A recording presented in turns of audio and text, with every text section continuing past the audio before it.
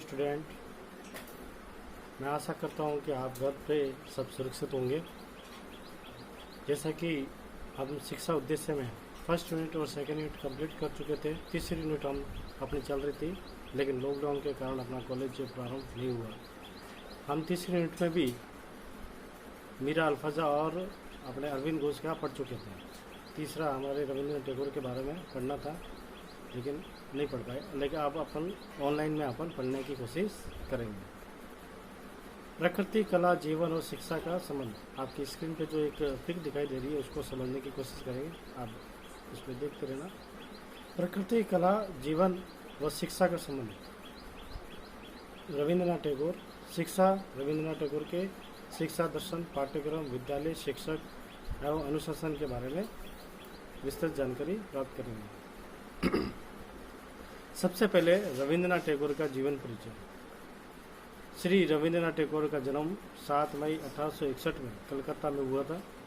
उनके पिता का नाम देवेंद्रनाथ ठाकुर और उनकी माताजी का नाम शारदा देवी था। और उनके पिता देवेंद्रनाथ विद्वान, धर्म प्रेमी, समाज सेवक, कला प्रेमी और आदि कई गुण थे। इन सभी गुणों का प्रभाव उनके पुत्र रविंद्रनाथ टैगोर को पड़ा, जिन्होंने अपने जीवन में उतारा। प्रारंभ में तो उन्होंने अपनी शिक्षा ओरिएंटल सेमिनार विद्यालय में की। उसके बाद में नॉर्मल स्कूल में जाके अपनी शिक्षा को पूर्ण किया। उनका विवाह 1883 में मृणाली देवी के साथ में हुआ, मतलब उनकी पत्नी का नाम मृणाली देवी था। टैगोर जी ने कलकत्ता से 150 किलोमीटर की दूरी पर शांति निकेतन विद्यालय की स्थापना की। मतलब है कि शिक्षा को बढ़ावा देने के लिए, शिक्षा में परिवर्तन करने के लिए, शिक्षा को अच्छी से अच्छी करने के लिए उन्होंने शांति निकेतन के विद्यालय की स्थापना की, जो आज वर्तमान में भारतीय विश्वविद्यालय के रूप में विकसित हुई, जो आज भी कार्यरत है। टैगोर जी को उनकी रचना गीतांजलि के लिए सन 1913 में नोबेल पुरस्कार से नवाजा गया, जो एशिया में साहित्य के क्षेत्र में नोबेल पुरस्कार प्राप्त करने वाले प्रथम व्यक्ति थे।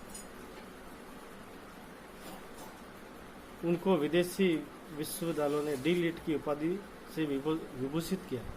मतलब उन्होंने शिक्षा पद्धति में, शिक्षा के क्षेत्र में भारत में ही नहीं विदेशों में भी जाके उन्होंने बहुत परिवर्तन किए, बहुत सुधार किए। इसलिए उनको विदेशी विश्वविद्यालयों से डी.लिट की उपाधि से नवाजा गया। टैगोर जी को महात्मा गांधी जी ने सबसे पहले गुरुदेव की उपाधि दी गई। मतलब गुरुदेव कहने वाले सबसे पहले व्यक्ति महात्मा गांधी जी थे। टैगोर ईश्वर में विश्वास करते थे। जैसा कि आपने पहले भी पढ़ा है कि वैदिक संस्कृति में ईश्वर में कैसे विश्वास करते थे, या नास्तिक थे, आध्यात्मिक, हमें इससे पहले पढ़ चुके थे। उसी तरह से टैगोर जी कहते हैं कि हमें ईश्वर पे विश्वास करना चाहिए। और उनके अनुसार मानव ईश्वर की सर्वोच्च रचना है। मतलब ईश्वर ने इस जगत में अगर सबसे अच्छी रचना की है तो वो की है मानव। ये रविंद्रनाथ टैगोर जी का कहना है। मानव की सेवा करना ही सबसे बड़ा धर्म है। मतलब है कि इस जगत में मानव की सेवा करना ही सबसे बड़ा धर्म है।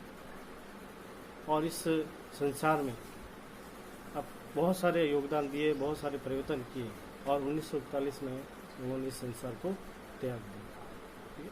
इससे आगे अब हम टैगोर के शैक्षिक विचार के बारे में अध्ययन करेंगे कि उन्होंने शिक्षा जगत में क्या क्या योगदान दिए। रविंद्रनाथ टैगोर ने शिक्षा के क्षेत्र में जो विचार दिए, उन्हीं के कारण उनको गुरुदेव की उपाधि दी गई। उन्होंने शिक्षा जगत में बहुत सारे योगदान दिए, बहुत सारे परिवर्तन किए, शिक्षा में सुधार किया। इसी के कारण उनको गुरुदेव की उपाधि दी गई। उनके अनुसार शिक्षा मानव की अनिवार्य आवश्यकता है। मतलब एक मानव के जीवन में शिक्षा बहुत ही महत्वपूर्ण आवश्यकता है। बिना शिक्षा के वो अपने समाज में अपनी अस्मिता को, अपनी पहचान को बना नहीं सकता। यानी शिक्षा उसके जीवन में बहुत ही उपयोगी है। शिक्षा का उद्देश्य बालकों का भौतिक, शारीरिक, आध्यात्मिक, नैतिक अर्थात बालकों का संपूर्ण विकास करना है। कहने का मतलब शिक्षा के कारण ही वो एक बालक अपने जीवन में सर्वांगीण विकास कर सकता है। जैसे शारीरिक है, भौतिक है, आध्यात्मिक है। ठीक है, वे बालकों को प्रकृति के स्वच्छ वातावरण में मातृभाषा के माध्यम से शिक्षा देना चाहते थे। वह रविंद्रनाथ टैगोर जी कह रहे हैं कि बच्चों को, बालक को स्वतंत्र रूप से छोड़ दिया जाए, अगर उसको जो सीखना है वो प्रकृति की गोद में रहकर सीखेगा। ठीक है। बालकों को पाठ्य पुस्तक से ज्ञान देने के स्थान पर प्रत्यक्ष सूत्रों के द्वारा शिक्षा देना चाहते थे।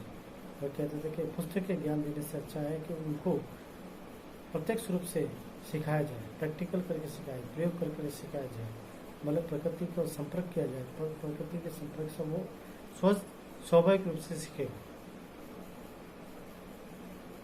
बालक अपने अनुभव और क्रियाओं के द्वारा अधिक अच्छा सीख सकते हैं। जब बच्चा खुद करके सीखेगा, बच्चा खुद कार्य करके सीखेगा, तो वो ज्ञान उसको चिरस्थायी रहेगा, उसको वो अनुभव जल्दी सीख जाता है।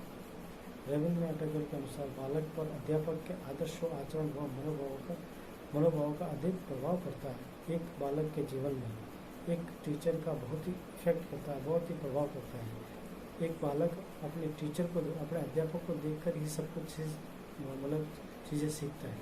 अगर एक टीचर का स्वभाव, उसका आचरण, उसकी संस्कृति, उसकी सभ्यता अगर अच्छी होगी तो बालक के अंदर भी वही गुण आएंगे। बालक एक अध्यापक को देखकर ही सब कुछ सीखता है।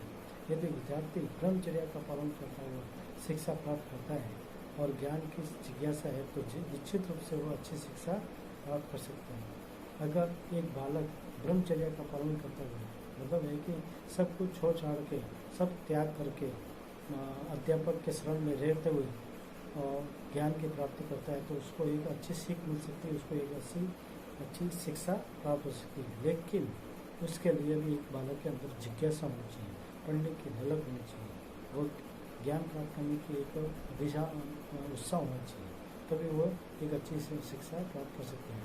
और ये तब होगा जो प्रकृति के वो स्वतंत्र रूप से, उसके ऊपर कोई प्रकार का, किसी प्रकार का दबाव न हो।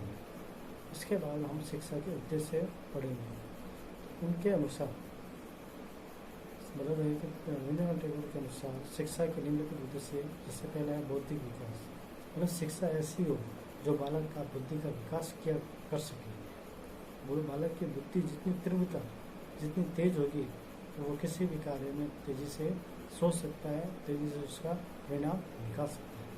दूसरा है शारीरिक विकास, जो वैसे भी आपने रविंद्रनाथ टैगोर जी ने ये कहा कि उसको प्रकृति की गोद में छोड़ दिया जाए, स्वतंत्र रूप से छोड़ दिया जाए, तो वो ज्ञान भी प्राप्त करेगा, उसका शारीरिक विकास होगा। आध्यात्मिक और नैतिक विकास, शिक्षा ऐसी हो जिसमें आध्यात्मिक विकास हो सके, नैतिक विकास हो सके। इसके बाद चौथा है व्यक्तित्व का विकास, जैसे कि शिक्षा बालक का मतलब व्यक्तित्व का विकास कर सके, उसके मतलब है कि एक अच्छा इंसान बना सके, अच्छा पर्सनालिटी बना सके। ज्ञान ऐसा बालक ज्ञान प्राप्त करके अपनी पहचान बना सके।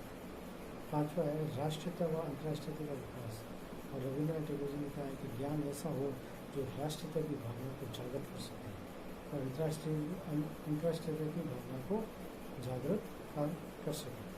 इसके आगे हम अगले वीडियो में पढ़ेंगे। वीडियो को सुनने के लिए धन्यवाद।